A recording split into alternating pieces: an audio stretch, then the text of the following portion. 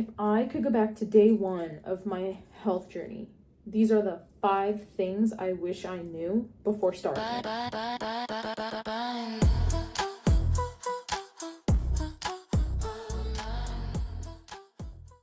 Hello, welcome back to my channel. Today I'll be talking about the 5 things I wish I knew before starting my health journey. I am 6 pounds down from, or on my way to losing 45 pounds.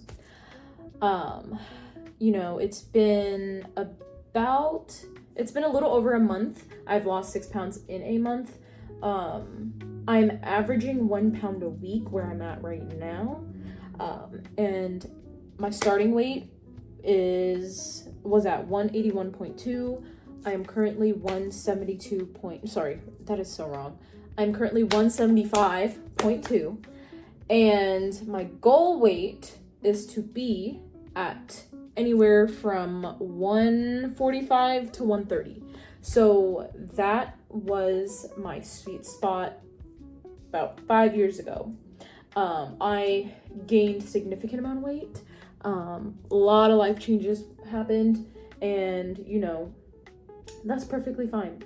I want to get back down to where I used to be.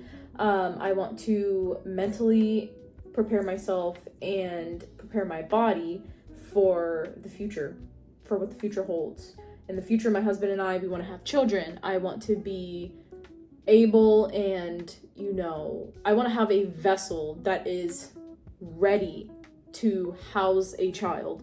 I want to make sure that during that time frame, me and child are healthy and good, and I'm not getting any gestational diabetes, I'm not getting preeclampsia, blah, blah, blah. And I know certain things can come regardless, but I'm wanting to minimize that. To each their own. Some people may not want to lose weight. Some people may want to just tone up. It's whatever you want to do. For me, I will be wanting to lose some weight, and I'm already on track. So here are the 5 things.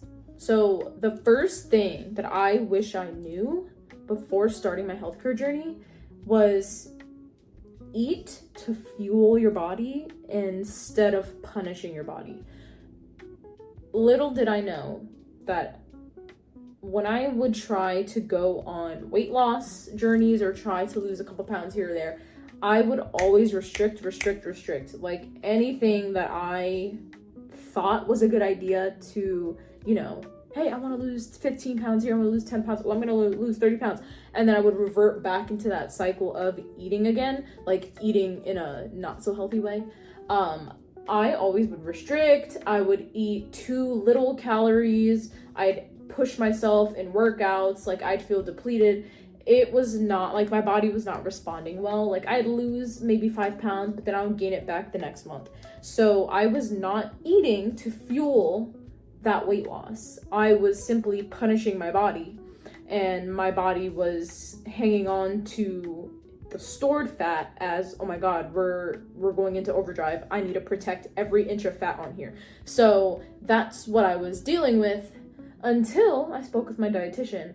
And maybe like a few days before I met with her, I was already logging some of my meals, and she straight up told me, she was like, I've been seeing your meals that you logged on here, and they are not helping you by any means. They're not helping you whatsoever. There's barely any fiber in this. There's, it's so low in calorie. So she told me after our first session to focus on protein, healthy fats, and fiber. Fiber, and sometimes fiber over protein, because the fiber keeps you feeling fuller longer. I think it slows down what? It slows down digestion. But ever since I've been upping my fiber, I TMI, go to the bathroom on a routine basis. Prior to that, I was constipated, and clearly I wasn't eating the things I was supposed to. So eat to fuel your body, don't punish it. The second thing I wish I knew before starting was the scale is not the only way to measure success. We get bogged down with the number, and even with time frame, like setting a time frame, like, oh, I want to reach this weight by this time frame. And then you're like, okay, great, I'm losing weight, but we're so close to the time frame I said I'd be at this weight, but we're not losing the weight at the speed that I really want to. So you can't really control the speed. Maybe you can, but it'd be really aggressive. Like, and they tell you, like, you shouldn't be dropping weight that, like, aggressively, because it's not healthy for you. And the healthy way, or the healthy rate at dropping weight, is averaging half a pound to a pound a week. That way it's more sustainable, according to, like, doctors. So you can measure that success by, you know, what do you call it? Taking measurements of your bust, waist, and hips, your arms, your head. I don't know, like seeing, like for me, when I gain weight, I see it like right here. These things right here, they get puffy. Like, they look like little chubby cheeks. Yeah. They look like chubby cheeks. So that's how I know I need to slow down, when I'm like, girl, you're acting as if you have a black hole in your stomach. You gotta slow down. So definitely, you know, you can see the wins on your journey through your clothes fitting looser, you getting less winded walking up steps, or walking longer on your daily stroll, or you're choosing to park farther away from the grocery store or work or the park, wherever, and you're not feeling winded as you know, walk to your destination. Also, you're also gonna not crave that much bad food. So you'll still have, like, oh, I want ice cream, oh, I want cookies, this and that, but it's not gonna be as frequent as, like, it used to be when you ate those things on a consistent basis. So, like, for me, I stopped craving, like, the super, super savory, salty fast foods. Like, I wanted a burger, I wanted some fries, oh, I needed the extra large, I needed the large meal, the meal with the large drink, large fry, and yeah, I needed that. And now, after speaking with my dietitian and actually putting in effort and being proactive about the food I put in my body, that doesn't mean my cravings go away like that. They still come in my head here and there, but I'm not actively seeking them out anymore like I used to. So those are like little win measurement things that you can see within yourself. Like, oh my gosh, I noticed that this is different now. Oh my gosh, my clothes are like kind of loose. I feel like I look good. Yeah. It's, the scale can lie to you, especially if you're weightlifting.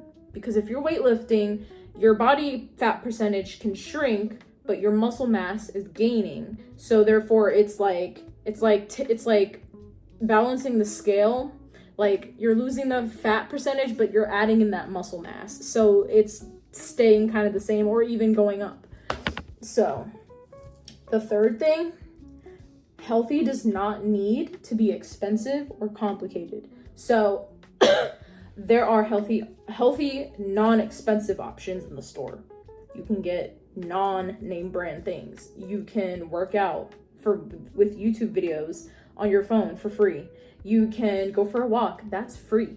You can do push-ups, you can do intervals of squats and, you know, core workouts, and utilize, like, if you're unable to do a whole bunch of working out, you can do seated workouts. There's so many free alternatives to being healthy. It's not even funny. A lot of the things that, you know, are out there, they can be a bit pricey. For some people, they can afford them. That's great. If you can afford them, awesome. Like, there's nothing wrong with getting,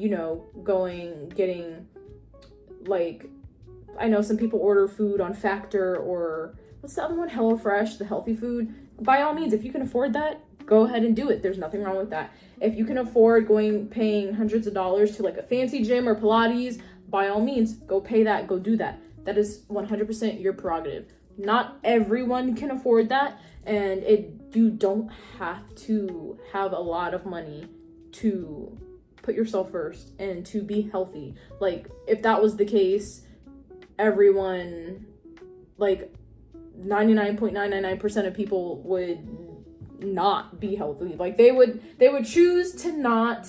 They'd probably be like ultra sluggish and like not wanting to do anything. And the people who can afford it are like the super fit people. Like, that's in no way true.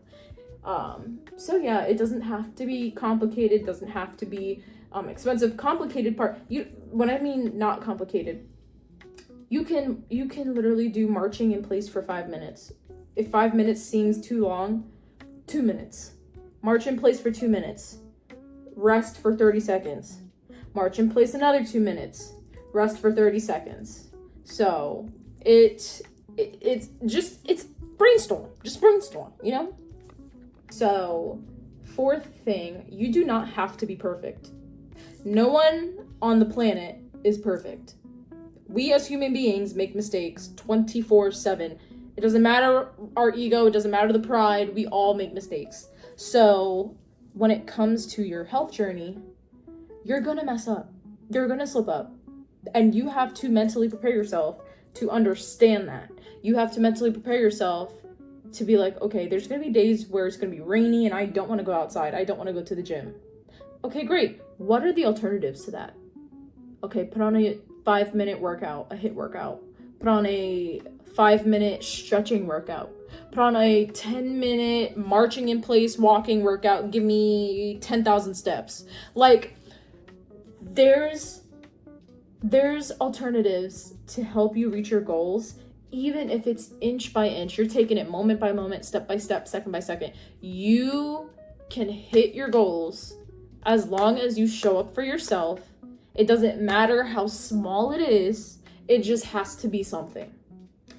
We are not perfect, but we can still take the strides. So we are aiming for consistency. We are not aiming for perfection and awe. We're aiming for, I did this today. I'm proud of myself. I could have done better, but you know what? I still got up and did it. That is what we're aiming for. And last but not least, number 5 is, start before you feel ready. It coincides with the perfection thing. Start before you feel ready. You will never feel ready for anything. You're always gonna feel like, but what if? But what if? But what if? You're always gonna have that nagging in your head, like, oh my gosh, like, what if this doesn't happen? Well, what if I don't lose it by this day? Well, what if I slip up? What if I eat this pizza? What if I go to the movies and have popcorn?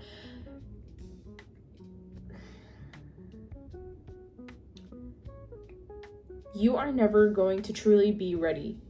And let's say, hear me out. Let's say that you are wanting to lose 25 pounds by Christmas time. And you're like, oh my gosh, I gotta do 25 pounds by Christmas time. I don't know if I can make that work. And then you're fantasizing about how you'll look come Christmas time. And then you're walking in and Christmas Day. And everybody's like, oh my gosh, you look good. You lost some weight. You look slim. You feel confident. And then you that's daydreaming about that now, you don't feel that way. You don't look that way. You might as well start, because you're going to get there anyway. December 25th, 2026 is going to come anyway. Christmas Day is going to come, whether you lose the weight or not. It's going to be here. So you might as well just do it and stay consistent so you can see your daydream come true. Instead of just wishing, put in the steps to stay consistent and do it, because Christmas is coming anyway. The time is going to go on. Time will keep moving. Life will go on. And you move with it. Don't just sit there and daydream about what you'll look like, how you'll feel. the amazing things you'll do with your new body. You can do it right now. So these are the 5 things that I wish that I knew before starting, and I know them now, and I'm taking it every single day, day by day, and realizing that, you know, we are the key to our success. Our mindset is the key to our success. So don't give up, keep going, and I'm on the journey with you. I mean, it's not easy, I know, but it's worth it, I promise. So, thank you for watching, and I will see you next time.